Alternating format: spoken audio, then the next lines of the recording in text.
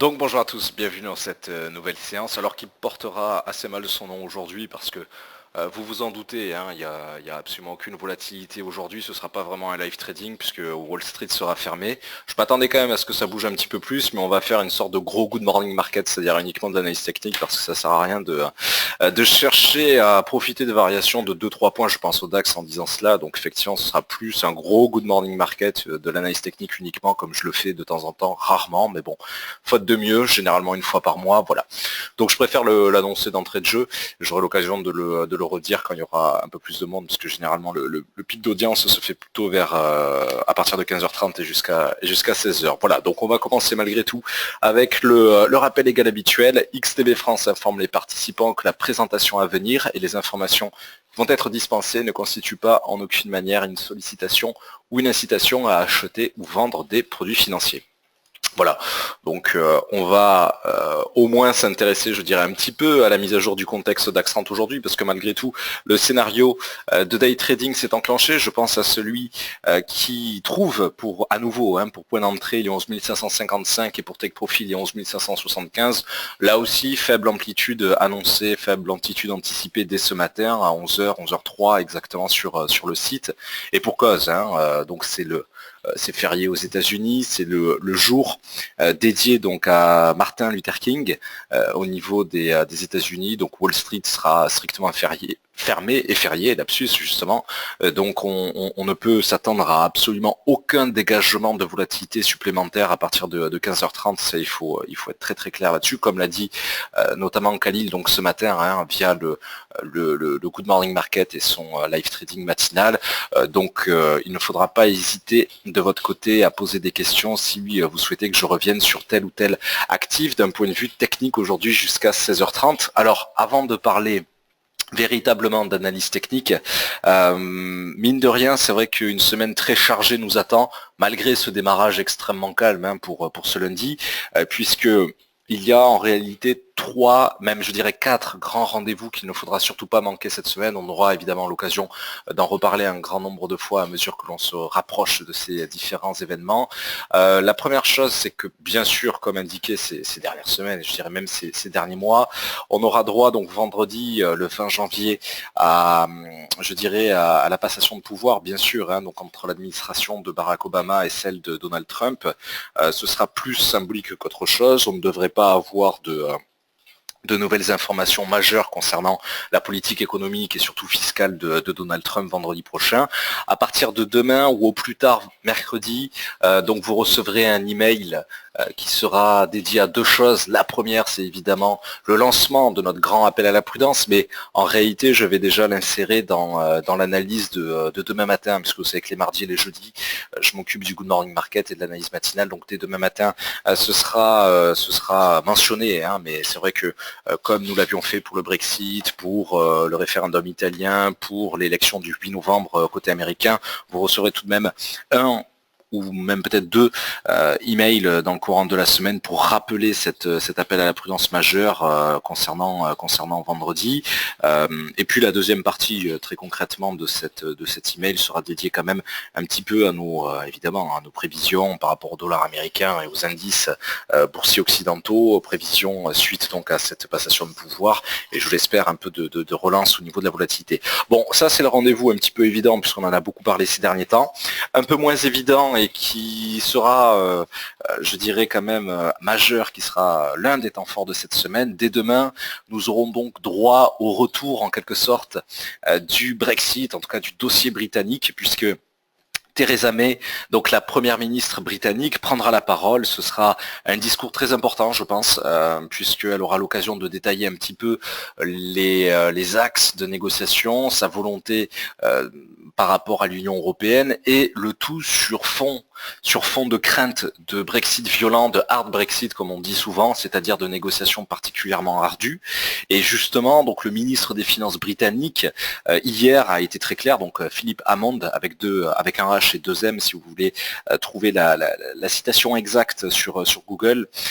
Eh bien donc Philippe Hammond, le ministre des Finances britannique, a justement précisé hier que le Royaume-Uni s'apprêtait en fait à changer globalement, alors je cite, à changer de modèle économique par rapport donc à l'Union européenne si justement cette dernière, si l'Union européenne ne concédait pas, je dirais, quelques avantages commerciaux, quelques facilités dans les négociations qui attendent la Grande-Bretagne, puisque une fois, comme vous le savez, une fois que l'article 50 du traité de Lisbonne sera invoqué, il y aura devant nous 24 mois de négociations entre, d'une part, l'Union européenne, je dirais continentale, et d'autre part, donc, la Grande-Bretagne. Voilà. Donc, si les négociations se passent mal, on peut s'attendre à ce qu'on appelle le dumping fiscal, c'est-à-dire une guerre fiscale, et notamment si la Grande-Bretagne valide une réduction massive de l'impôt sur les sociétés, comme cela a pu être évoqué ces dernières semaines, ces derniers mois, par l'équipe, par le gouvernement de Theresa May, de quoi s'aligner un petit peu également avec la même menace, finalement, côté américain, et surtout de quoi s'aligner peut-être aussi avec les chiffres déjà existants côté irlandais. Donc ça, ce sera clairement le temps fort de demain. Alors au niveau du calendrier économique, pour le mardi 17 janvier, on connaîtra également l'indicateur de sentiment économique ZIU, qui clairement pour moi est l'un des éléments, l'une des publications les plus importantes chaque mois au niveau du DAX, au niveau de l'indice allemand. Un fort rebond est attendu, donc entre décembre et janvier, décembre 2016, janvier 2017 bien sûr. J'aurai l'occasion d'en parler un petit peu, évidemment via l'analyse, mais surtout pendant le Good Morning Market de demain, puisqu'on se quittera comme d'habitude aux alentours de 10h55, donc quelques secondes avant la publication de cette information-là. Voilà déjà pour les deux premiers temps majeurs, les deux premiers temps forts de cette semaine. Mais comme je l'ai indiqué tout à l'heure, en réalité, il y en aura 4. Puisque jeudi, nous serons également confrontés donc à la réunion du Conseil des gouverneurs de la Banque Centrale Européenne. Alors, je ne dirais pas qu'il y a beaucoup d'attentes sur cette réunion-là, mais tout de même, ce sera comme à chaque fois l'occasion de rappeler de rappeler un appel à la prudence dès l'instant qu'une banque centrale se réunit, qu'elle soit japonaise, européenne, américaine. Vous savez que ce sont toujours des séances durant lesquelles je pense qu'il faut être particulièrement conservateur. Donc, ce sera rappelé jeudi matin. Bon, il y a très peu d'attentes, il faut le dire, sur les épaules de la BCE à ce niveau-là, mais tout de même, quelques précisions seraient les bienvenus par rapport à la manière dont la BCE compte gérer, pourquoi pas, le dossier italien qui justement a à nouveau fait parler de lui. C'était là aussi, encore une fois, l'un des sujets matinaux, l'un des sujets de ce lundi, que Khalil a pu évoquer, notamment dès l'analyse matinale, puisque l'une non pas des 3 grandes agences centrales de notation, mais tout de même certaines, enfin en tout cas une agence de notation, je dirais de second plan, est en train d'abaisser fortement la note souveraine italienne, donc évidemment sur fond de tension par rapport au dossier bancaire italien, et en particulier par rapport à Montepeschi. Alors, 4e et dernier temps fort, mais qui en réalité a déjà commencé la semaine dernière, c'est bien sûr celui de la publication des résultats des grands groupes, notamment américains. Et en l'occurrence, cette semaine, on aura droit à 10% des grands groupes qui composent le S&P 500, et en particulier des poids lourds du secteur bancaire américain. Je pense à Goldman Sachs, à Citigroup, à Morgan Stanley. Dans un autre registre, on aura également droit à Johnson & Johnson, Netflix, IBM, donc véritablement des poids lourds globalement des industries, en l'occurrence plutôt dans les services, dans le tertiaire au niveau américain. Ce sera là aussi l'occasion d'alimenter un petit peu les marchés, puisque vous savez que la semaine dernière, le bénéfice de Bank of America avait donc bondi 40% et ça avait alimenté pendant près de 3 heures globalement à la hausse l'ensemble des indices occidentaux. Donc là aussi, ce sera quelque chose que l'on devra analyser au jour le jour à mesure que les publications se dévoilent. Alors ça n'est pas tout, parce que effectivement, comme aujourd'hui c'est férié au niveau des États-Unis, du coup ça décale encore une fois, toujours pareil, le rythme des publications américaines, et en particulier celles dédiées au stock de pétrole. Au lieu d'y avoir droit comme d'habitude, toujours pareil, à 16h30 le mercredi, nous aurons droit à ces publications-là jeudi à 17h. Là aussi, c'est un temps fort. Et puis enfin, j'évoquerai la dernière publication digne d'intérêt et pourtant clairement majeure au niveau de cette semaine. C'est tout simplement le PIB chinois pour le 4e trimestre, qui sera dévoilé donc dans le courant de la nuit de jeudi à vendredi. Alors vous pouvez déjà en être certain, jeudi on cherchera à travailler comme si nous étions un vendredi, c'est-à-dire que je ne laisserai absolument pas, absolument pas ouverte des opérations sur indices occidentaux, et bon, je pense évidemment au DAX en disant ça, en overnight dans le courant de la nuit de jeudi à vendredi. Ça c'est clair, hein, parce que ça n'est pas seulement la publication du quatrième trimestre qui sera dévoilée. Comme le nom l'indique, ce sera tout simplement la dernière publication trimestrielle pour 2016, et donc on pourra en extrapoler le rythme, hein, la croissance tout simplement sur l'intégralité de 2016 au niveau chinois. Ce sera particulièrement important, donc méfions-nous du fait que cette semaine commence très calmement parce que Wall Street sera fermé, Wall Street n'ouvrant pas dans 3 minutes. En réalité, on est clairement confronté à la semaine la plus intéressante, pour le moment en tout cas, sur ce début d'année. Hein, donc, et puis, vous vous en doutez, j'espère que ce sera bien sûr l'occasion de débloquer enfin un peu la volatilité, et notamment symboliquement pour sortir de la trêve hivernale. Voilà, hein, donc très concrètement, c'est vrai que il ne faut pas imaginer que nous sommes ici face à une publication, face à une semaine pauvre en intérêt, bien au contraire. Hein, tous les grands dossiers vont s'entremêler, du dossier pétrolier au dossier politique américain, un petit peu de banque centrale, la Chine, le Brexit. Enfin, globalement, on a un petit peu peut-être pas toutes les poudrières actuelles, mais une bonne partie de celles-ci qui seront donc réunies au niveau de différentes mises à jour d'un jour à l'autre justement. Donc ce sera une semaine extrêmement intéressante, et j'espère que ça se ressentira un petit peu dans l'évolution, dans les cotations tout simplement. Voilà. Alors, je vais couper le micro une première fois pour boire un peu d'eau, et puis on va attaquer cette espèce de gros good morning market, je le rappelle, hein, pour les gens qui nous rejoignent en cours de route, comme Wall Street est fermé et que de toute manière, au niveau du DAX, eh bien l'opération de day trading est déjà engagée, et je n'aurai pas d'opération nouvellement ouverte aujourd'hui, ça c'est clair, je préfère l'annoncer d'entrée de jeu.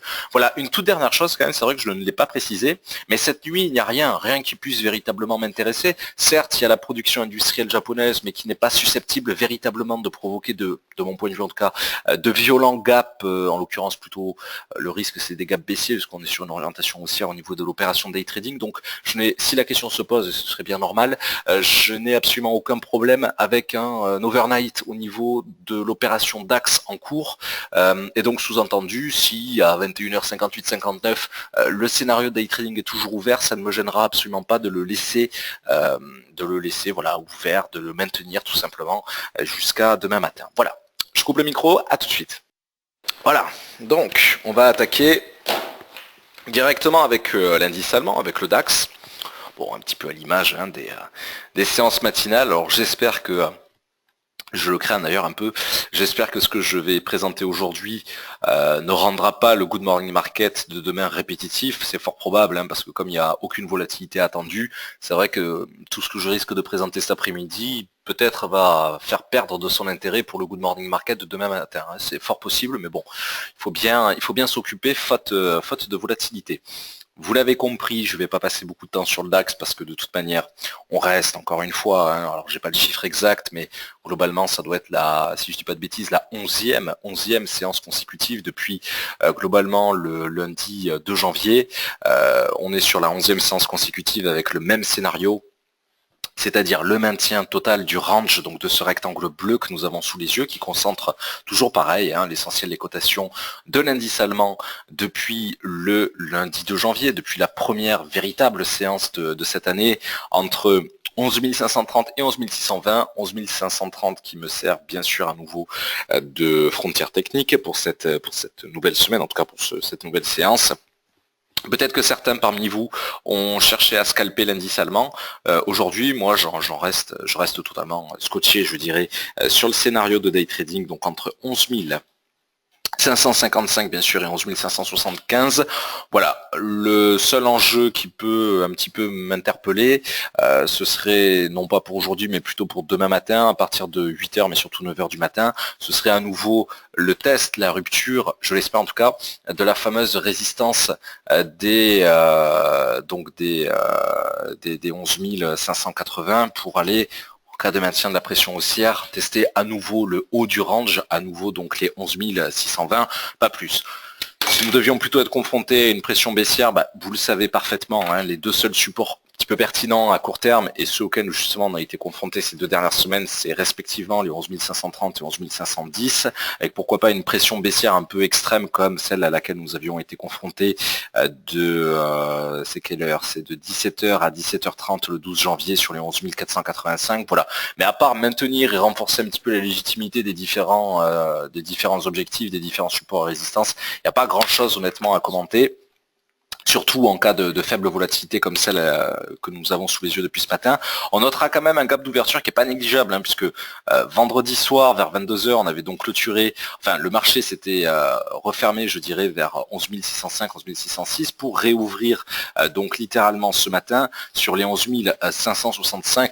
Chose près, peut-être 563. Donc tout de même, une quarantaine de points, c'est pas négligeable, mais à part ce fait-là, il ne s'est rien passé de mon point de vue depuis ce matin au niveau du DAX, si ce n'est, pourquoi pas, deuxième temps fort, le test infructueux des 11 530, le test du support de ce range, et puis retour à proximité des 580, un petit peu en dessous, 560, voilà. Mais ce qu'il faut comprendre, c'est que si Wall Street, ce qui est le cas, si Wall Street n'ouvre pas aujourd'hui, comme vous avez les Européens qui vont arrêter de travailler comme toujours à partir de 17h30, vous pouvez être absolument certain qu'entre 17h30 et l'ouverture asiatique, je dirais même entre 17h30 et 22h, le marché va un tout petit peu bouger, mais enfin, ça va être quoi? Ça va être 4 points, 3 points peut-être à l'échelle du DAX, c'est dérisoire, donc en réalité il ne reste réellement que 2 heures, un petit peu d'intérêt avec les faibles volumes européens pour cette séance, pour ce lundi 16 janvier. Voilà. Donc il n'y a pas grand chose à commenter. Oui, je vois du coin de l'œil que vous êtes plusieurs. Tiens, mais je vais en profiter que vous êtes plusieurs à me demander, hop, la capture d'écran au niveau du DAX. Alors, elle n'a pas changé, de toute façon depuis 2 semaines je pense qu'il n'y a pas eu un seul tracé supplémentaire, c'est notamment celle c'est la capture d'écran notamment du contexte d'Accent, alors celui d'aujourd'hui comme celui de vendredi, de toute façon ça n'a pas changé grand chose, mais je vous envoie quand même le lien si vous souhaitez l'enregistrer, pourquoi pas sur les navigateurs. Voilà, confirmez-moi que vous avez bien reçu le lien, toujours pareil. Ça peut être l'occasion pour chaque actif, n'hésitez pas à me le rappeler, aujourd'hui pour chaque actif de vous renvoyer les liens. Voilà, ouais, vous êtes ok, super, vous l'avez reçu, parfait. Voilà, donc pas plus, j'insiste pas trop là-dessus parce que voilà, à part le test, je l'espère aussi en tout cas des 580, il n'y a rien à commenter en réalité.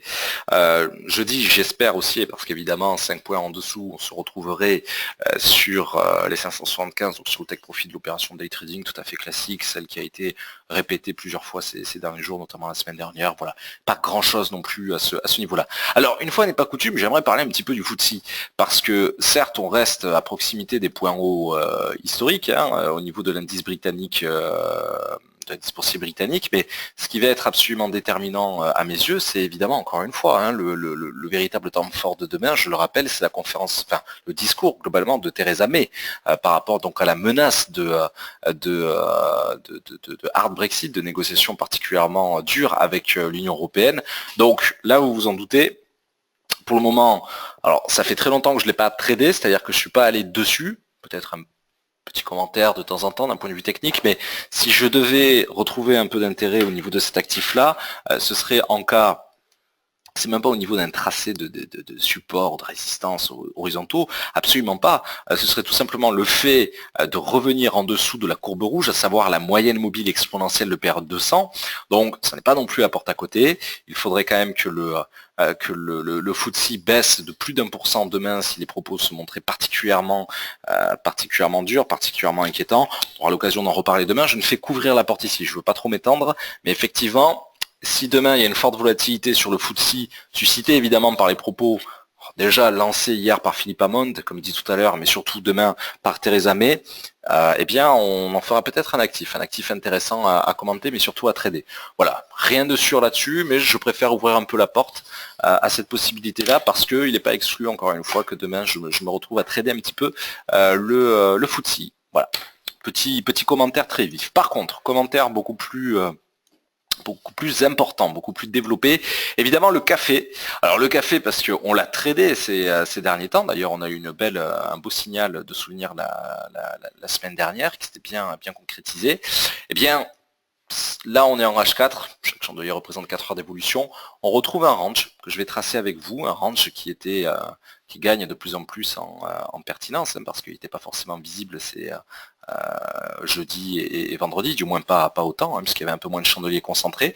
Un range qui se définit entre un support et une résistance que nous avons sous les yeux depuis là aussi, plusieurs semaines, plusieurs mois, respectivement les 148.40 et les 150.65. Alors vous vous en doutez, quand sur cet actif-là, par tradition, lorsque j'ai un range, eh bien, j'anticipe deux scénarios, évidemment une sortie par le haut, une sortie par le bas. Ma préférence étant plutôt une sortie par le haut. Demain, je pense que nous aurons l'occasion de replacer, alors en différé, toujours pareil, en différé, un buy stop, c'est-à-dire une opération d'achat qui trouvera pour point d'entrée une cotation supérieure au niveau actuel, tout simplement. Alors, j'aurais tendance donc je dirais, à appuyer un peu plus au niveau des volumes sur cette opération-là, puisqu'elle aurait ma préférence, un petit peu comme la précédente, celle de la semaine dernière. Et en parallèle, une opération qui serait suffisamment éloignée de la première pour que les deux ne puissent jamais s'ouvrir en même temps, propos tout à fait classique, tout à fait habituel, mais le fait est que là ce serait donc en cas de sortie par le bas du range, un sell stop, je ne me contenterai pas seulement d'avoir une rupture du support des 148.40, mais aussi une rupture des récents points bas, et là je pense au chandelier de 16h à 20h du 11 janvier, donc qui se traduit par la cotation globalement de 147.40, et niveau également qui a été défini, qui a été testé un petit peu, de midi à 16h le 13 janvier, donc tout simplement vendredi dernier. Voilà, donc concrètement, je risque d'avoir, et on le verra demain, un point d'entrée inférieur, donc très certainement aux alentours de 146.50, on cherchera à l'affiner ensemble.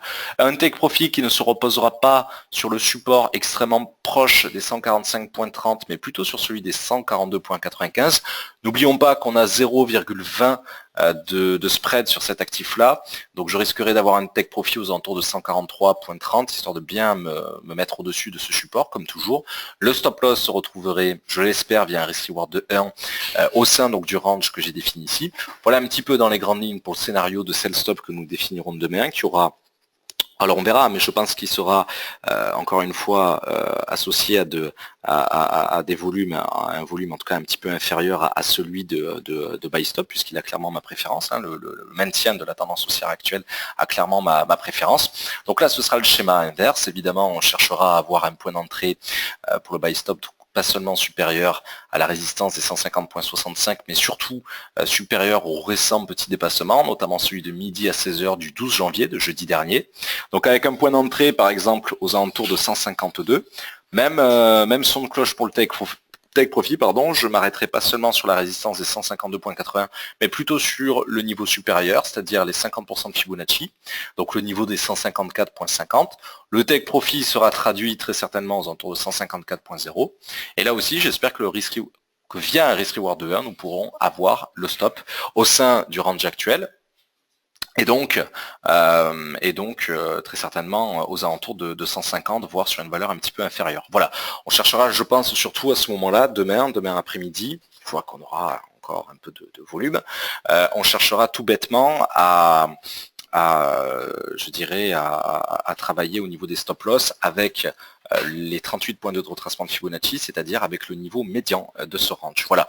Alors, de toute façon, on aurait pu attaquer aujourd'hui les ordres différés sur le café, mais le problème est le même, c'est que comme Wall Street n'ouvre pas aujourd'hui, je dirais que c'est pas un manque de volatilité sur le café, c'est que l'actif ne cote pas. Ce sont les Américains qui je dirais entre guillemets, qui le proposent en termes de cotation. Donc le dernier chandelier à disposition sous nos yeux, c'est pas un hasard, c'est celui du 13, c'est le dernier chandelier en H4. En tout cas, si on est en H4 au niveau de la représentation, en tout cas, le dernier chandelier, quelle que soit l'unité de temps que l'on peut avoir sous les yeux, il remonte au 13 janvier. Donc là, cet actif-là non plus ne cote pas. C'est pour ça que j'ai voulu présenter dans les grandes lignes ce que l'on fera demain, je pense, sur cet actif-là, très certainement. Mais on n'aurait pas pu le faire de toute façon aujourd'hui, puisque le marché n'est pas ouvert. Voilà. Je préfère quand même attendre qu'il le soit pour juger un petit peu de la pertinence des signaux. Mais dans les grandes lignes, je m'attends à faire à peu près ça. Voilà. Honnêtement, la seule hésitation, c'est est-ce que ce sera vraiment est-ce qu'il y aura vraiment une différence entre les volumes des deux opérations? Je ne sais pas encore, mais j'aurais quand même tendance plutôt à alourdir celle d'achat, celle du buy stop. Voilà. Concrètement. Alors, donc, le Nikkei, tiens, ça fait très longtemps. Ça fait très longtemps que j'en ai pas parlé. Je pense même qu'en 2017, pour le moment, en tout cas, j'ai pas dû en parler une seule fois. Alors, on va revenir, évidemment, sur le tracé technique que vous connaissez tel que nous l'avions laissé en tout cas en fin d'année. Je vais enlever les tracés qui sont un petit peu obsolètes, hein. Je pense notamment au niveau oblique d'il y a 3-4 semaines qui n'ont plus rien à voir avec les cotations actuelles. On va quand même le prendre sur une grande unité de temps, donc ici en H4. Voilà, hop. Et surtout, on retrouve évidemment tous les supports, les résistances telles que nous les avions laissés, pardon. Donc en fin d'année, fin 2016. Bon, il n'y a pas trop je dirais de changements, hein. C'est-à-dire que je ne vais pas m'amuser à le tracer parce que le range serait quand même ici assez colossal, mais malgré tout, il y a une vraie hésitation, comme celle que l'on voit de toute façon sur l'indice allemand. Alors ici, très concrètement, entre les 19 000 points, ok, et les 19 580, du moins la résistance que j'ai à ce niveau-là. Il y a eu même un petit débordement sur 19 600 points. Bon, cette semaine, on n'a pas de grosse actualité japonaise. C'est l'un des rares pays qui ne fera pas trop parler de lui. Certes, il y a la production industrielle qui sera dévoilée cette nuit, mais comme pour n'importe quel autre pays développé d'un point de vue économique, c'est vrai que c'est pas spécialement les chiffres de l'industrie qui importent, c'est plutôt ceux du tertiaire. Bon, donc ce qui va être par contre déterminant au niveau du Nikkei, au niveau de l'indice japonais, bon, c'est surtout l'introduction, enfin la passation de pouvoir du 20 janvier de Donald Trump d'une part. D'autre part, je pense que, bien sûr, toujours vendredi, le mastodonte, le voisin chinois qui dévoilera, donc comme on l'a vu en introduction, son PIB, là aussi, ça va influencer évidemment globalement tous les indices de la région, et notamment au Japon. Le biais est ici hyper intuitif. Si on a un PIB chinois qui déçoit, alors on va là ressentir évidemment au niveau de l'indice boursier japonais, entre autres, hein, pas seulement japonais, on pourrait parler aussi du Kospi côté coréen par exemple, ou même tout simplement de l'indice hongkongais, hein, le HK Comp. Donc les seuls supports, et ils sont particulièrement importants, parce que je parlais tout à l'heure de la concentration du prix entre 19 000 et 19 580 points. C'est vrai qu'on est déjà très proche du test des 19 000 points. Si nous devions le rompre dans les prochaines séances, et en particulier vendredi matin, les deux supports clés qui m'intéresseraient, bon, c'est d'abord les 78,6 de Fibo au travers des 18 900 points, mais c'est surtout les 18 830, voire 18 710 qui m'intéresseraient.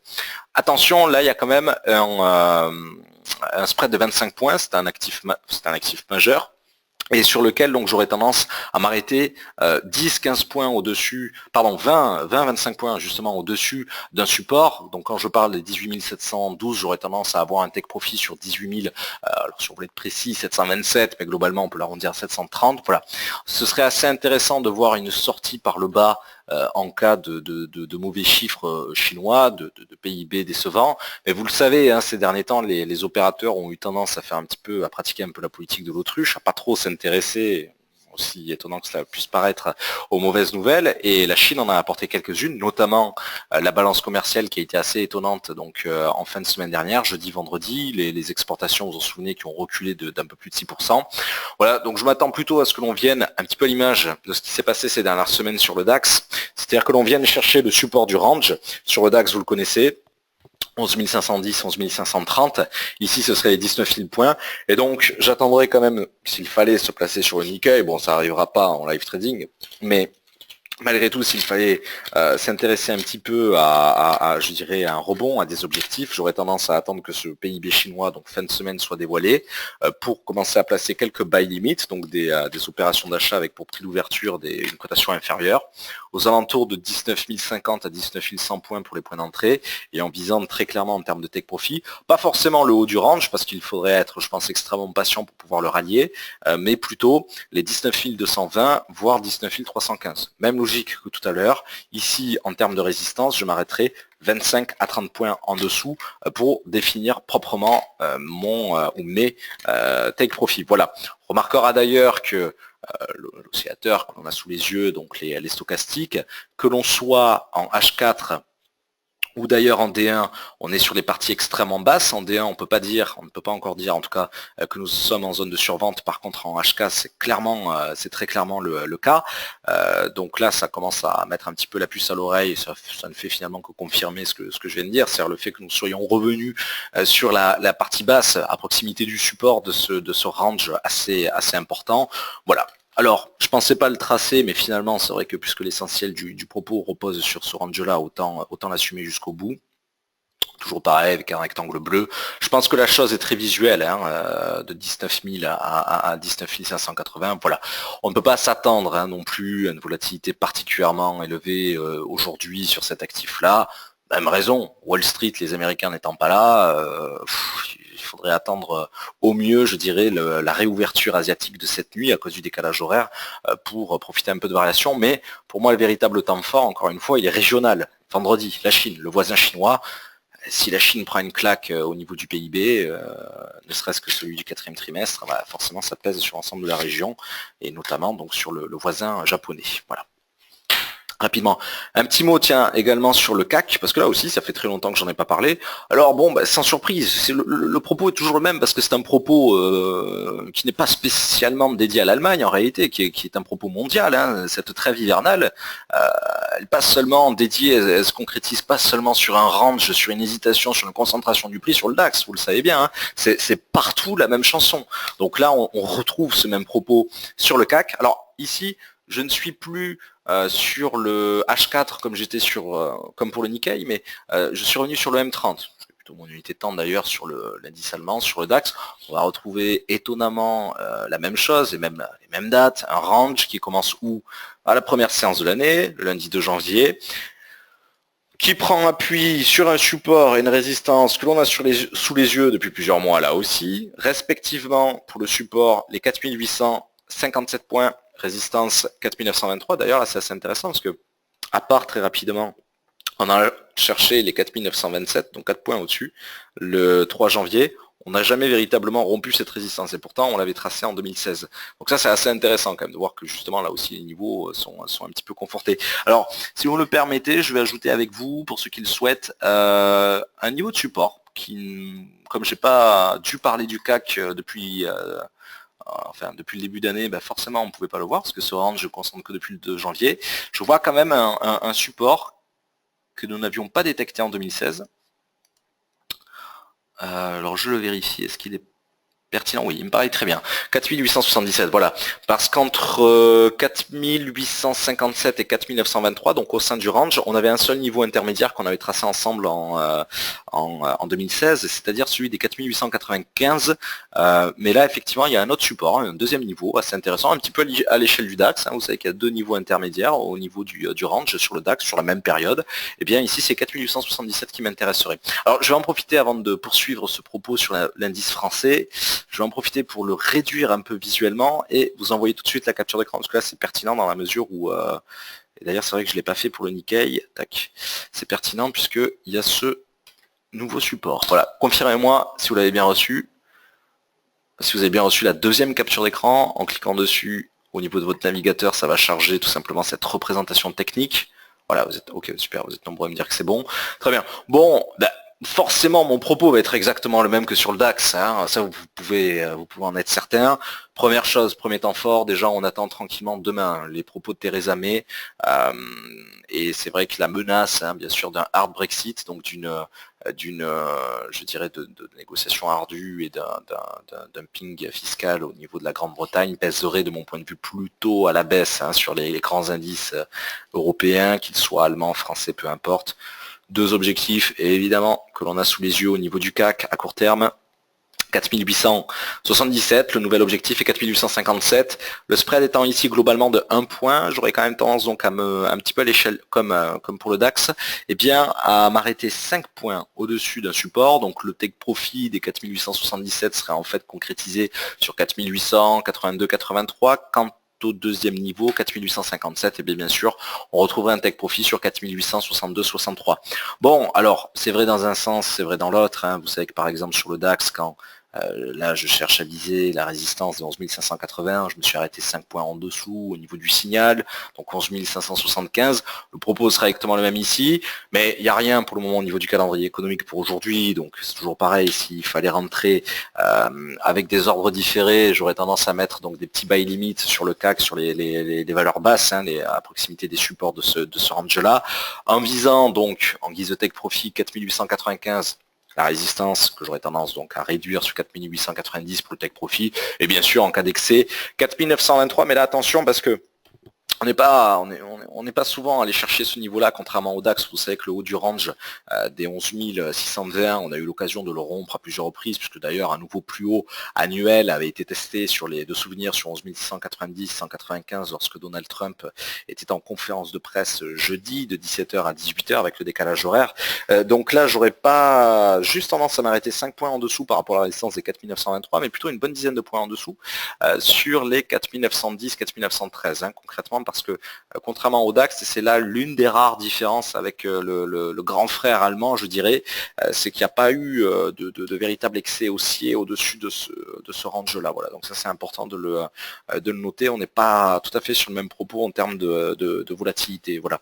D'ailleurs, il me semble que on s'était arrêté au 4970 en termes de résistance, parce que il faudrait remonter très très loin pour retrouver des niveaux pertinents. C'est ça, voilà. Si je dézoome de manière pas très visuelle, un petit peu moche, effectivement, on s'était arrêté au niveau du tracé technique ces derniers temps au 4960 via les 78.6 de Fibonacci, tout simplement parce que contrairement au DAX, voilà, même si on n'a pas eu l'occasion côté allemand de revenir sur les plus hauts historiques d'avril 2015 via les 12 400 points, bien au moins on a pu revenir sur des plus hauts de 13, 14, 15 mois, ce qui n'est pas du tout le cas côté français. Donc on n'est pas non plus exactement au millimètre près sur le même type de range. Voilà. Donc un peu de méfiance, quand même un peu de prudence si on devait viser. Si vous deviez surtout vous viser, parce que moi je traite pas trop le CAC, même pas du tout en séance, mais si on devait viser en tout cas la deuxième résistance, voilà, là je m'éloignerai pas de 5, mais plutôt de 10 voire 15 points par prudence, voilà, de crainte, toujours pareil, qu'on se rapproche un petit peu du niveau, qui a un pullback technique, donc un petit retour baissier, faute de volume et surtout faute d'actualité pouvant alimenter une rupture des 4923, voilà. Malgré tout, il faut quand même évoquer que derrière on a les 4945 et les 4970 points, et puis bien sûr d'une manière hautement symbolique, et on peut même pourquoi pas le tracer ensemble, ce qui serait très intéressant si les indices occidentaux venaient à garder le cap haussier dans les prochaines semaines. Côté français, vous vous en doutez bien, ce serait la résistance hautement psychologique de 5000 points qui serait intéressante. Je la trace en rouge, mais non pas pour indiquer une frontière technique, mais simplement pour indiquer le fait qu'effectivement, là, on serait sur un niveau très très fortement psychologique, un petit peu comme le sont les 10 000 points sur l'indice allemand, comme peuvent l'être les 20 000 points sur le Dow Jones, 20 000 points qui n'ont pas encore été testés. Vous savez que les opérateurs aiment bien surveiller le possible test de ce niveau-là. Bon, mais toujours pareil, que ce soit côté européen ou américain, faute de volume ces derniers temps, on n'a pas eu l'occasion d'y aller sur ces fameux 20 000 points, même si c'est vrai que ça agite un peu la curiosité des opérateurs. Alors, je ne peux pas faire de points techniques sans parler évidemment du pétrole, parce que le Brent, comme le WTI, bien entendu, concentre là aussi beaucoup d'intérêt. Même son de cloche, on se retrouve sur un range sans trop de surprise. Je vais d'ailleurs un peu l'étendre de sorte à intégrer les nouveaux chandeliers que nous n'avions pas sous les yeux la semaine dernière, évidemment, ceux qui se sont formés, tout simplement formés et fermés ces dernières heures, ce 16 janvier.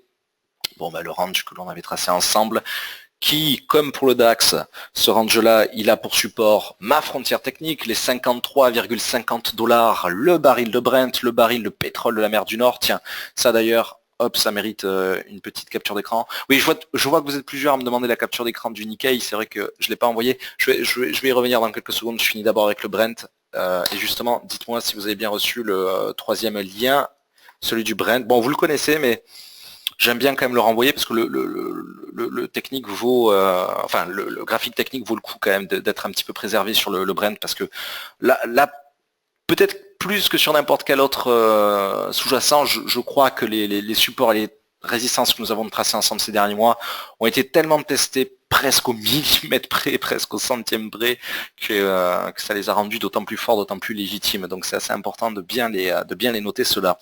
Alors on est plutôt sur le haut du range. Alors vous le savez, là on est sur un sujet passionnant, mais qui est encore très très différent des quelques axes qui peuvent justifier un élan haussier ou baissier sur les grands indices occidentaux, puisque là c'est évidemment l'analyse, le respect, je dirais, des accords d'Alger et de Vienne qui va être déterminant dans les prochaines semaines. Alors Vendredi dernier, il y a eu ce communiqué de presse, vous vous en souvenez, assez hallucinant de la part de l'OPEP. L'OPEP qui a été très clair et en même temps qui en a surpris plus d'un en disant bon, vous savez, les accords d'Alger de Vienne, ils vont pas être respectés à 100%. S'ils sont respectés ne serait-ce qu'à hauteur de 50-60%, c'est déjà très bien. En gros, c'est en synthèse ce qui a été décrypté, ce que l'on commentait avec Khalil à ce moment-là. Bon, c'est assez hallucinant parce que ça revient avant même que les États, les différents signataires aient dévoilé les niveaux réels, les niveaux exacts de production et donc de respect ou pas justement des accords de réduction de l'offre mondiale que l'on commentait en septembre, octobre, novembre suite à ces accords-là. Bien avant même qu'on ait ces chiffres-là, l'OPEP se montre très clairement pessimiste et en même temps essaie de rassurer le marché en disant oui mais c'est normal si les accords ne sont pas respectés. Mais alors pas respectés, mais s'il faut se contenter de 50-60% d'objectifs pour être satisfait, c'est assez hallucinant. L'OPEP a un peu raison, je trouve, de dire ça peut pas tout à fait être respecté à 100%, mais au moins faire l'effort de respecter les accords à 90%, ce serait pas mal. Là, non, on nous annonce d'entrée de jeu que si on atteint la moitié de l'accord, c'est déjà très bien. Bon, c'est hallucinant. C'est sûr que ça fait un petit peu... Ça fait un petit peu perdre d'intérêt les publications à venir état par état. Malgré tout, vous le savez, on surveillera en particulier le niveau de production, on aura l'occasion de le commenter avec Khalil quand ce sera un peu plus précisé par ces pays-là, mais les niveaux de production de l'Irak et de l'Iran en particulier, si ces deux pays-là comme c'est craint, et notamment comme l'OPEP l'indique, comme ça peut être craint par les opérateurs, si ces pays-là produisent beaucoup plus que ce qui était attendu, que ce qu'ils ont signé, je dirais, au niveau des accords, je pense qu'on pourra légitimement s'attendre à un retour baissier, bien sûr, enfin un retour baissier globalement sur le Brent et le WTI. Alors, ce que j'appelle un retour baissier, dans un premier temps, c'est effectivement le fait de viser en guise de take profit, enfin d'abord en guise de support, les 54,35 puis 53,50. Ici, le spread est de 0,05. Alors je le dis souvent, mais je préfère le réindiquer.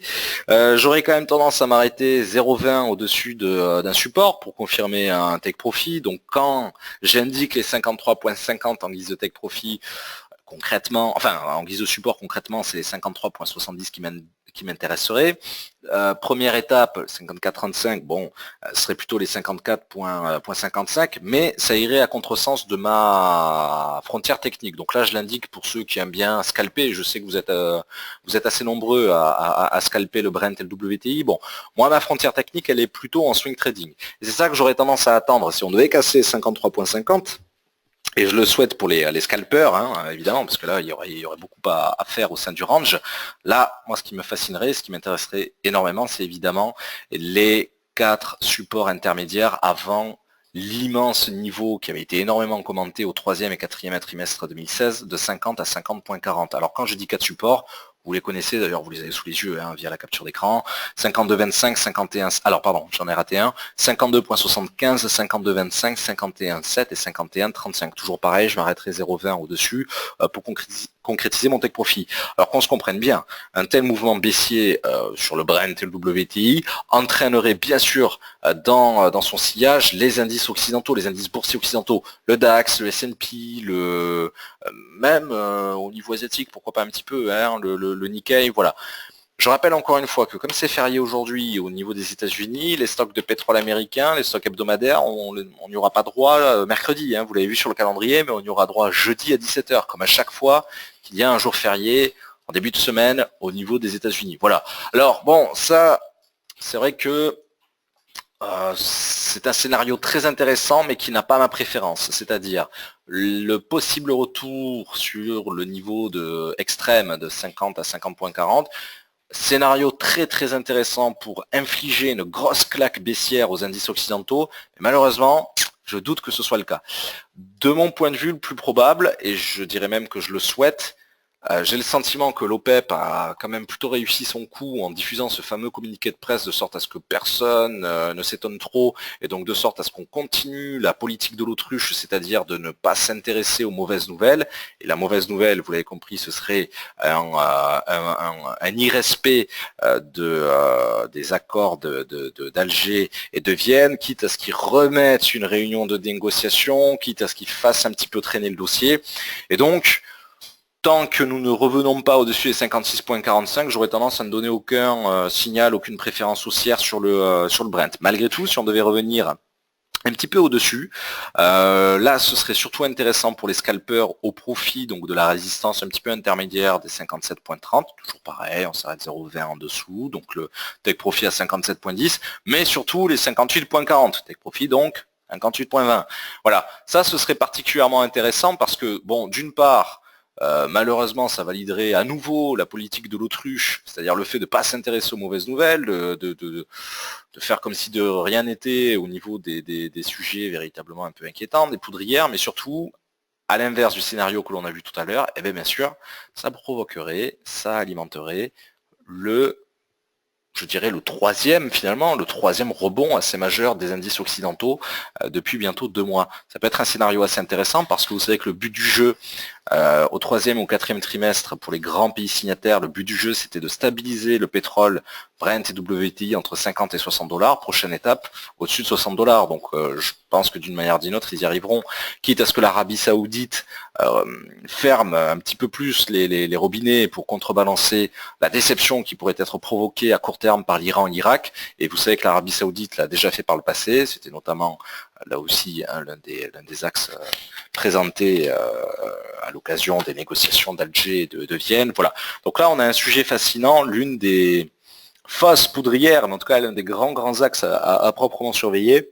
La seule publication véritablement digne d'intérêt cette semaine sera effectivement les stocks de pétrole américains, mais je ne sais pas s'il faut dire heureusement ou malheureusement, ce sera également alimenté par les déclarations un peu surprises, un peu choc, qui ne dépendent pas du calendrier économique de tel ou tel ministre. Il suffit que vous ayez le ministre nigérian du pétrole qui passe sur Bloomberg ou par exemple son homologue irakien ou iranien et qui justement laisse j'allais dire implicitement, mais même s'il est très explicite, qui laisse effectivement planer le doute sur la capacité de son pays à respecter les accords, bon bah vous aurez le biais anticipé.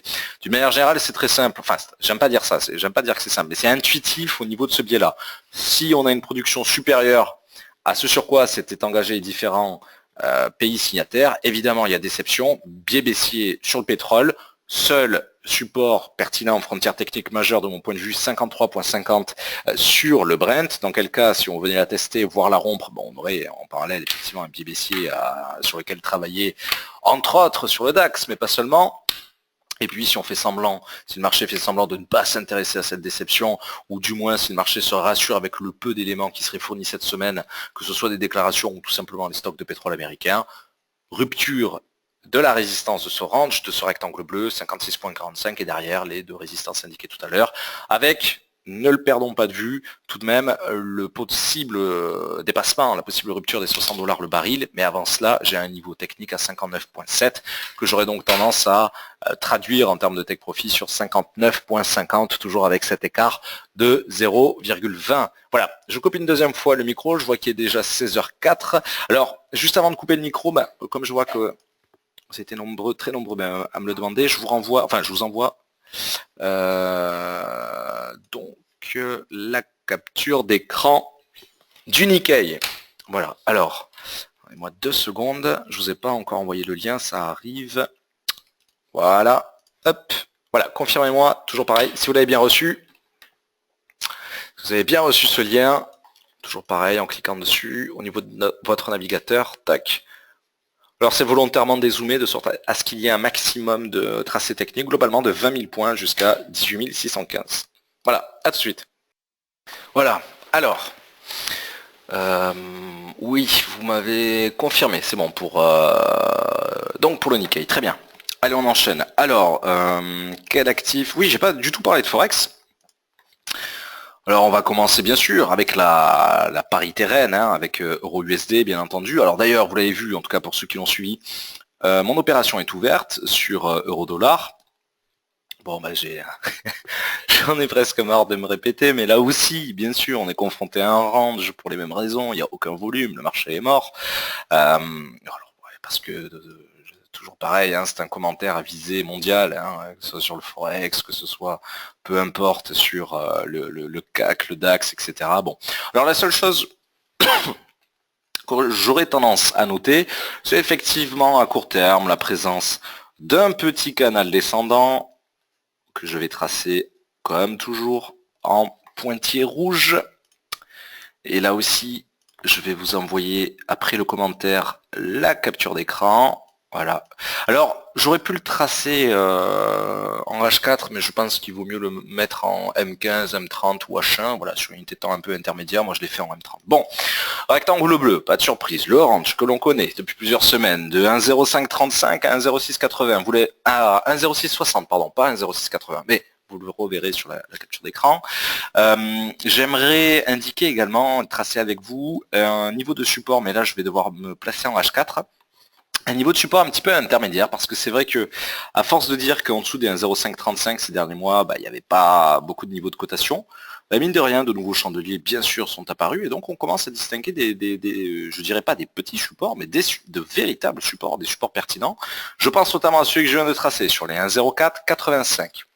Contrairement au Nikkei, je ne vais pas me contenter d'en tracer un seul, mais peut-être deux voire trois. Parce qu'effectivement, on commence à avoir quelques niveaux. Alors c'est vrai qu'ils n'ont pas été testés 50 fois, parce que il faut remonter à la période 1999-2003 pour connaître de telles cotations, mais tout de même, c'est pas négligeable. D'autant que là, je les place en H4. Je les commente pas tous, de toute manière, je vais vous envoyer la capture d'écran. Celui-ci me paraît très très bien sur 1,0460. Ok, et un dernier, donc ce serait quand même le quatrième. Alors, peut-être que d'ailleurs certains parmi vous l'avaient déjà fait, du moins l'avaient complété. Celui-là aussi me paraît très bien, 1,0403. Oui, bon, mais pour pas dire 1,0400. Bon, alors donc déjà, il faut quand même rappeler que on a eu bien sûr le test du range, le test de la résistance du range sur les 1,0660, alors notamment avec les propos, enfin avec la conférence de presse de jeudi de Donald Trump qui a soufflé le chaud et le froid, vous le savez. Les journalistes l'ont énormément interrogé sur des sujets annexes, mais pas vraiment, ou très peu sur les sujets économiques, donc ça c'est dommage. J'espère que ce sera un peu plus intéressant vendredi, mais n'oubliez pas encore une fois que dans les 4 grands sujets de cette semaine, que j'évoquais en introduction, il y a les mastodontes, des mastodontes financiers, des mastodontes américains, 10% des composantes du S&P 500 qui dévoileront leur publication, leurs résultats trimestriels. Et je pense donc, comme on l'a vu tout à l'heure, à Citigroup, je pense à Goldman Sachs, à JP Morgan, parallèlement d'autres secteurs, IBM, Netflix, Johnson Johnson, c'est pas négligeable. Ce genre de publications qui peuvent effectivement, si elles s'avèrent aussi bonnes que celle de Bank of America la semaine dernière, qui peuvent susciter à nouveau un achat de dollars, donc une baisse d'euro USD, tout en restant, sans forcément en sortir, mais tout en restant, faute de mieux, faute de volatilité, au sein du range, c'est-à-dire en allant chercher les deux seuls supports, à 1,0570 et 1,0535, au passage, on profiterait évidemment pour avoir notre take profit, celui de l'opération euro USD engagée, et on ne resterait pas seulement au sein de ce range, de ce rectangle bleu, on pourrait également en profiter pour rester, et ce serait d'autant mieux, au sein du canal descendant que je viens de tracer il y a quelques instants, que l'on ne pouvait pas forcément voir, du moins pas de manière aussi fidèle, en fin de semaine dernière, puisque la plupart de ces chandeliers, en M15, en M30, en H1, etc., sont apparus depuis. Donc ça, c'est très très important de le noter. Le seul élément qui me permettrait comment dire, de voir un biais plutôt haussier sur euro USD, bon déjà évidemment ce serait une sortie par le haut de ce range, ce serait le fait de casser les 1,0660 voire les 1,0712, tant qu'on reste véritablement en dessous des 1,0710, moi je ne vois pas dans quelle mesure euro USD changerait véritablement de cap. On reste sur une pression de long terme qui reste malgré tout fortement baissière, donc il n'y a pas de gros changements à ce niveau-là. Ça c'est quelque chose d'absolument central. Peut-être qu'on allégera l'opération au cours de route, en tout cas, d'une manière générale, j'espère quand même que ces publications trimestrielles vont apporter un peu d'eau au moulin financier, un peu de volatilité à ce niveau-là. Et surtout, le vrai commentaire de fond, ce serait de revenir en dessous des 1,0535. Et là, je vais quitter le M30, on va repasser en H4. Alors certes, on repartirait donc sur la zone globalement du 14 décembre 2016 jusqu'à celle, je dirais, du 11 janvier, donc de ces derniers jours, mais c'est là que se passe l'essentiel de la bataille de mon point de vue, c'est-à-dire en dessous des 1,0535 et en direction de la fameuse zone rouge, celle que l'on a tracée ensemble ces dernières semaines, ce gros rectangle rouge de 1,0355 à 1,0375, dans lequel je vous invite vraiment à ne strictement rien faire, à n'avoir ni point d'entrée, ni take profit, ni stop loss, ni absolument rien, parce que c'est véritablement une énorme zone à éviter. On n'a pas réussi ces dernières semaines à la rompre. Le fait de la casser, ça nous renverrait à la période 1999-2003 sur EURUSD, pour bonne part, alors que, en tout cas sur la première moitié, alors que l'euro n'était même pas en circulation. Si je dis pas de bêtises, c'était en 2001, de notre côté, 2001-2002. Donc là, effectivement, on reviendrait sur des niveaux qui finalement ont été testés la semaine dernière et qui semblent beaucoup plus intéressants de mon point de vue que le simple range. Moi, ce qui m'intéresse, c'est pas seulement de travailler entre un 0,660 et un 0,535, mais plutôt de travailler en dessous d'un 0,535, et vous l'avez compris, pour que l'on maintienne à moyen long terme cette pression baissière que l'on connaît depuis plus d'un an, et pourquoi pas, de manière très symbolique, en revenant sur la parité absolue, le 1 pour 1. On n'est pas encore là, ça manque de volatilité. N'oublions pas quand même que de manière assez symbolique, on y est presque. Hein. Les 100 premiers jours de Donald Trump approchent à grands pas. Là, il n'aura plus d'autre choix, alors que ce soit lui ou l'un de ses ministres. Mais il va falloir le préciser, ce plan fiscal et ce plan économique. Rappelez-vous de ce qui s'est passé à partir du 8 novembre. Alors, à cause du décalage horaire, plutôt à partir du 9, de notre point de vue, et surtout les séances suivantes. Gros rallye haussier sur le dollar et sur les indices. Moi, j'aimerais beaucoup que l'on revive la même volatilité, même si on peut la critiquer dans le sens où c'est pas forcément légitime, c'est pas très sain, mais n'empêche, c'était de la volatilité bonne à prendre. Et donc là, on pourrait effectivement retrouver ce biais fortement baissier qui m'intéresserait et qui m'intéresse sur euro-dollar, haussier sur les indices. Comme dit souvent Khalil, les arbres ne montent pas jusqu'au ciel, mais je pense qu'on a encore un peu de capacité haussière sur ces actifs-là. Surtout si en parallèle, comme on vient de le voir, et c'est pour ça que c'est pas un hasard chronologiquement, comme on vient de le voir, si en plus le pétrole d'une manière générale ne déçoit pas trop, ou du moins si les pays producteurs ne déçoivent pas trop, effectivement là on retrouverait une sorte de cercle vertueux. Alors cercle vertueux surtout parce que, toujours pareil, mais je remarque de plus en plus que les opérateurs pratiquent vraiment de manière malsaine la politique de l'autruche à faire comme s'il ne se passait rien de négatif. Bon. Quelle que soit la critique, quel que soit le propos à titre personnel, peu importe, seul le marché a raison, donc suivons-le. Mais le véritable biais, pour moi, c'est la rupture haussière, vous le savez, des 11 620 côté DAX, la rupture baissière des 1,0535 côté EURUSD, le maintien au-dessus des 55, voire 56 au-dessus de la résistance côté Brent. Tout cela est très associé, tous ces niveaux-là sont extrêmement mariés. On pourrait également revenir un peu sur le S&P 500, vous avez remarqué que je le commande beaucoup moins qu'en 2016, tout simplement parce que là, les indices américains sont sur des points hauts historiques. Donc on peut moins fidèlement tracer des résistances techniques, puisque il y a peu, voire pas, de chandeliers au-dessus. Donc voilà, donc je préfère m'orienter surtout sur les valeurs via lesquels on connaît un petit peu le terrain de bataille sur lesquels il y a eu des chandeliers, même s'il faut remonter, comme dans le cas d'EURUSD, 10, 12, 13, peut-être 14 ans en arrière. Voilà. Et encore, 1999, c'est 18 ans en l'occurrence, mais bon, peu importe. Donc, on est effectivement sur des niveaux passionnants de part et d'autre, et à proximité de ces niveaux-là, plus de volatilité, plus de volume, et des points de blocage qui se concrétisent sous la forme de range, qui se concrétisent via des supports ou des résistances historiques, et en l'occurrence, le vrai niveau pour moi sur EURUSD, c'est ce fameux 1,0535, qui, je le rappelle, avant, là, on n'est plus trop impressionné par les 1,0535, mais souvenez-vous que quand même, les 2 dernières semaines de janvier, les 1,0535, il y avait un énorme appel à la prudence de mon point de vue dessus, parce que ce que j'ai tracé entre 1,0355 et 1,0375, ce gros appel à la prudence, pour ceux qui s'en souviennent, il y avait sensiblement le même type d'appel à la prudence autour des 1,0535. Maintenant, la pression, on a cassé ce niveau-là, on connaît des valeurs inférieures. Peut-être que dans 2-3 semaines, je dirai la même chose des 1,0250 et qu'il n'y aura plus vraiment d'appel à prudence entre 1,0355 et 1,0375 si la pression baissière se maintient.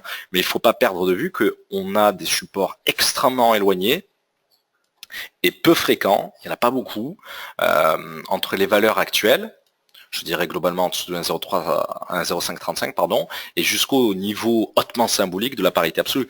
Pour moi, il n'y a aucune certitude, vous le savez, j'estime qu'il n'y a pas de visibilité nette et fiable à plus de 24 heures, mais enfin, la pression de moyen long terme reste inchangée, même si le marché bloque un petit peu au niveau d'EURUSD, comme c'est le cas également sur le DAX, comme c'est le cas sur tout un tas d'autres actifs. Voilà, donc pour moi, effectivement, je ne parlerai pas, j'oserais pas parler pour seulement 200 ou 250 pips de rebond d'un énorme déclic haussier, loin s'en faut. Je pense que le mieux à faire pour s'en assurer, c'est toujours de prendre un peu de hauteur et pourquoi pas en weekly. Hop, voilà un petit peu la réalité du terrain. On a eu des semaines de rebond, je pense notamment aux 2 dernières semaines d'octobre 2016, à la seconde quinzaine. Faut pas oublier d'où on vient, hein, quand on travaillait ensemble en 2013-2014 sur Euro-USD, alors c'était aux alentours de 1,30, 1,35, peut-être 1,40, donc on a parcouru près de, même plus de 3000, presque 4000 pips. Là, il s'agit surtout d'en commenter 200. Il faut toute proportion garder et bien imaginer que la pression reste complètement inchangée. Je pense que les opérateurs n'attendent qu'une chose, hein, bien sûr. Alors, pourquoi pas via Trump, c'est un nouveau élan haussier sur le dollar qui se traduirait évidemment par une baisse à nouveau d'euro-USD. Voilà. Je ne sais pas si je vous ai envoyé la capture d'écran pour euro-USD. Je regarde. Non, la dernière que je vous ai envoyée, c'était quoi? C'était Nikkei. Nikkei. Donc, comme je viens de tracer 4-5 support supplémentaire. Tac. Alors, je vais pas vous l'envoyer en M30, mais plutôt, voilà, plutôt en H4. Ça me paraît pas mal. Ok. Donc, toujours pareil, dans quelques secondes, je vais vous demander de me dire si vous l'avez bien reçu. Hop. Voilà. Confirmez-moi, s'il vous plaît, que vous avez bien reçu la capture d'écran. Super. Ouais. Ok, vous êtes nombreux à me confirmer. Parfait. Bon. Euro-USD, c'est fait. Finalement, je n'ai pas encore parlé, en parallèle, du USD-Yen. Alors, USD-Yen, là aussi, on va un peu le dézoomer. Et franchement, c'est l'un des rares actifs qui sort du traditionnel commentaire de range. Il y avait un range ces derniers temps. Il y avait effectivement un range ces derniers temps et qui n'est plus d'actualité. Et tant mieux parce que c'est pas fréquent de pouvoir le dire. Alors par contre, on va devoir tracer là aussi quelques petits nouveaux niveaux, quelques supports intermédiaires. Hop, comme celui-ci, pointillé rouge, mais vous inquiétez pas, là aussi j'aurai l'occasion de vous renvoyer un peu la capture d'écran. Bon, première chose à commenter, vous vous en souvenez, alors d'ailleurs je vois que j'en avais laissé traîner une très lointaine, ma frontière technique de ces derniers temps au niveau du USD-Yen, mais c'est vrai que je ne l'ai pas beaucoup tradé ces quelques derniers jours. Nous l'avions donc de souvenir 115.15. Toute cotation inférieure, mais c'est plutôt à rentrer à la baisse. Et effectivement, alors j'aurais quand même tendance à ne pas spécialement y aller aujourd'hui. Toujours pareil, Wall Street n'est pas là, il n'y a pas d'intérêt. Mais j'aurais par contre, à défaut d'attendre 4 jours, à défaut d'attendre vendredi la conférence de presse, enfin la passation de pouvoir d'Obama à Trump, j'aimerais quand même attendre les publications de quelques mastodontes. Mastodontes américains, Goldman Sachs, JP Morgan, Citigroup, ceux que je commentais, pour, je l'espère, avoir des rebonds, enfin des publications aussi intéressantes que celle de Bank of America qui justifierait ce que j'ai commenté tout à l'heure, c'est-à-dire plutôt un rebond du dollar et donc une hausse du USD-Yen, contrairement à Euro-USD évidemment qui encaisserait une baisse, vous le savez. Très concrètement, ça me permettrait par exemple, tout en respectant mon tracé technique et notamment la frontière technique, d'avoir un point d'entrée de buy stop, certes au-dessus des 115.15, mais aussi au-dessus des récents petits points hauts, c'est-à-dire, j'allais dire 115.40, mais c'est pas pertinent parce qu'on a également un Fibonacci au-dessus, donc un point d'entrée à 115.75 par exemple, un premier take profit en dessous des 116.50, je m'espacerai comme toujours d'une quinzaine de pips ici, c'est-à-dire 116.35, et pourquoi pas un deuxième take profit en dessous des 117.25, donc typiquement sur 117.10. Le stop loss se retrouvant bien sûr en dessous de la frontière technique, et je l'espère via un risk reward de 1, carrément en dessous des 114.20. Pour le moment, j'anticipe pas franchement de maintien de la tendance baissière actuelle parce que je veux d'abord m'assurer que les publications américaines ne vont pas renverser la vapeur. Pas seulement le calendrier économique, n'oubliez pas, surtout ces trimestriels, enfin ces résultats d'entreprise. Et puis, le PIB chinois va lourdement peser là aussi sur ces actifs-là, notamment sur la valeur du dollar américain. Alors on aura l'occasion, bon, c'est pas tellement le propos d'aujourd'hui, hein, bien sûr, parce que la publication sera dévoilée dans le courant de la nuit de jeudi et vendredi, donc j'aurai l'occasion plutôt d'en parler en analyse et en good morning market, je pense, jeudi matin, et en live trading, bien sûr. Mais j'aurais tendance, c'est l'un des rares actifs où j'aurais tendance à attendre. Je dis l'un des rares, au même titre que le Brent, parce que là aussi vous savez que j'attends plusieurs éléments, j'aurais tendance à ne rien faire d'ici là, mais quand même à attendre techniquement quelques aspects. Alors, quand je dis attendre, m'empêcherait pas de placer par exemple un ordre différé, peut-être qu'on le fera demain tranquillement. Mais toujours est-il que cet ordre différé, pour qu'il puisse s'enclencher, il faudrait un rebond du dollar. Qui dit rebond du dollar, vas-y, bonne publication américaine. Ok, donc quoi, alimenter à nouveau une vague d'achat de dollars. Baisse d'euro USD, hausse du USD yen, hausse des indices occidentaux, pétrole, etc. Bon, classique. Pas plus, c'est aussi pour ça que je pense que c'était pertinent de garder en dernier actif, à analyser, parce que il n'y a pas grand chose à en commenter. Et je dirais qu'il y a même moins de choses à dire sur l'USD yen, en tout cas de mon point de vue, que sur Euro USD. Bon, si je devais m'intéresser par contre à une pression baissière sur fond de mauvaises publications américaines, de baisse des indices occidentaux, etc., on pourrait déjà valider, pourquoi pas, un sell stop. Très honnêtement, j'aurais quand même tendance à attendre la rupture du support des 113.30. C'est seulement à 70-75 pips, parce qu'il y a une grosse zone d'accumulation du prix là-dessus. Je serais très conservateur en termes de volume, en termes d'amplitude entre le prix d'ouverture et le take profit. Typiquement, ça se ferait avec un point d'ouverture, par exemple, sur 113.10.15, avec un TP visant juste le premier objectif, c'est-à-dire le support des 112.35, qu'on critiserait avec un TP, là aussi 10-15 pips au-dessus, sur 112.50. Le stop loss, malheureusement, on ne peut pas le mettre proprement avec un risk reward de 1, parce qu'il est évident que ce ne serait pas 1 au-dessus de 114.20, donc ce serait un petit peu en dessous de cette résistance-là. À voir aussi comment les chandeliers s'accumulent, un petit peu à mi-chemin, entre 114.20 et 113.30 pour pouvoir proprement placer le stop. Mais malheureusement, il serait forcément en dessous de 114.20, donc ce serait un volume très léger. Par contre, mon buy stop, lui, il aurait un volume un peu plus conséquent, un peu à l'image de ce que je disais il y a presque une heure sur le café, c'est-à-dire que j'aurais plutôt tendance à alimenter, à appuyer un peu plus lourdement l'amplitude et le volume sur le buy stop du café, et pour d'autres raisons du USD yen, et un peu moins le schéma baissier. Voilà, en 2-3 mots. Je vous envoie également cette capture d'écran. Alors il n'y a pas de nouveau tracé, si ce n'est le fait d'avoir placé en rouge, de réindiquer en rouge un petit peu ma frontière. C'est la dernière capture d'écran.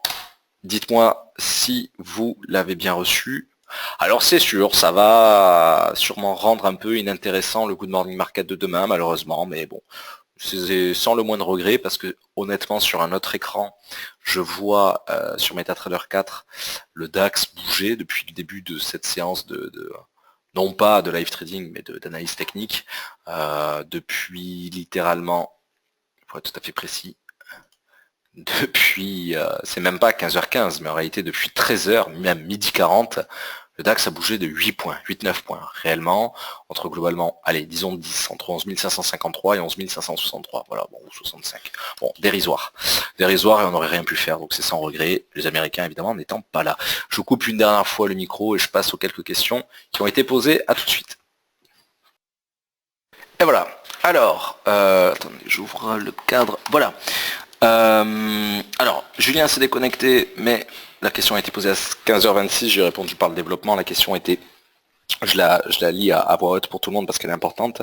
Salut Dorian, compte tenu de la faible volatilité, gardes-tu l'ordre de day trading ouvert en overnight? Oui, ça je l'ai indiqué par le développement parce que j'ai commencé par le... Effectivement, par le DAX 30, que l'on va un petit peu reprendre graphiquement sous nos yeux, vous avez vu qu'on est exactement sur la même cotation de toute manière qu'à... Voilà, c'est même pas par rapport à 15h15 spécialement, c'est même depuis 14h. Donc oui, parce que je ne crains pas le risque de gap baissier provoqué par la production industrielle japonaise que je commentais tout à l'heure. Voilà. Jean-Claude ensuite m'a dit « Bonjour, je suis habitué à passer des ordres avec un take profit commun dans la liste des positions ouvertes. J'aimerais faire la même chose avec des pips ou des points en commun pour des achats de montants différents. Est-ce possible ?» Merci Dorian. Non, il faut le faire manuellement, ça. Il n'y a pas de bouton permettant de le faire automatiquement. Bon, à moins d'en avoir 50, c'est pas trop dérangeant en théorie. Voilà. Mourad m'a demandé à un moment, la publication de 19h30 peut-elle donner de la volatilité? Alors très honnêtement non. Effectivement, on a Mark Carney, le banquier central britannique, qui parlera, mais j'en attends rien pour une raison toute bête. C'est qu'à 17h30, traditionnellement, vous avez la fin des la fin des desks européens, la fin des volumes européens. Donc, comme en plus il n'y aura pas les Américains, enfin comme il n'y a pas les Américains aujourd'hui, je m'attends à rien, même pas à partir de 19h30, mais dès 17h30. Voilà, je pense que le peu d'opérateurs européens qui ont été présents aujourd'hui n'ont, et ça s'est concrétisé ces dernières heures, n'ont pas pris la moindre initiative, il y a eu aucune prise d'initiative parce que de toute façon les Américains sont pas là. Et que le véritable temps fort, le premier véritable temps fort commence demain bien sûr. Avec Theresa May, voilà, ce sera bien sûr hein, l'un des sujets centraux de l'analyse de demain matin et du Good Morning Market. Franck m'a demandé pourquoi seulement demain les ordres pour le café. Ben, encore une fois, parce que comme les Américains sont pas là, le café ne cote pas. Voilà, donc s'il n'est pas accessible, j'attendrai plutôt demain. Je commençais à décrypter avec vous, donc dans les grandes lignes, comment je le traiterai, mais ça n'a absolument aucun intérêt de s'y intéresser aujourd'hui, parce que le marché est suspendu, parce que les Américains ne sont pas là. Voilà.